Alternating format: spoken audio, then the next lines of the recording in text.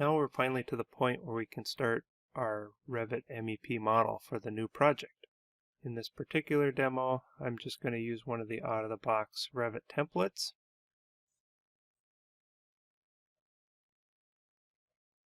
This is an Imperial template, the system-default template.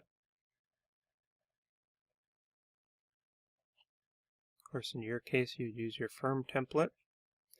We're going to save this project to the appropriate location. We'll call it Law Office MEP 19 to designate its Revit 2019 format, or whatever version of Revit you might be using in the future from this video.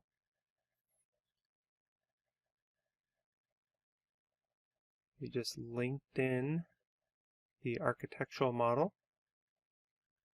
We'll also want to link in the structural model. These are set up to align with each other, but you would want to verify alignment both horizontally and vertically. The links should be pinned so they're not accidentally moved at any point.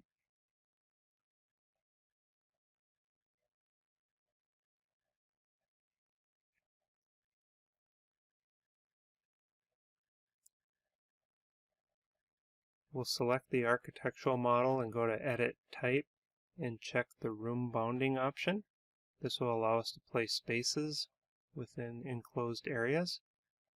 We'll go back to the type properties again and look at phase mapping. So in our MEP model, we only have two phases, existing and new construction. But in the drop-down list and in our previous exploration of the architectural model, we know that there are 4 phases architecturally. So what we need to do is make the same phases in our MEP model to match the architectural model. It can be a little unfortunate at times when the architects use phasing to achieve other things like manage unit plans. They'll have either prehistoric or future phases that they use to place stuff in that isn't relevant to projects in terms of showing up in schedules. So you need to talk to them and understand what they're using phases for if they don't look like they're named appropriately for the project.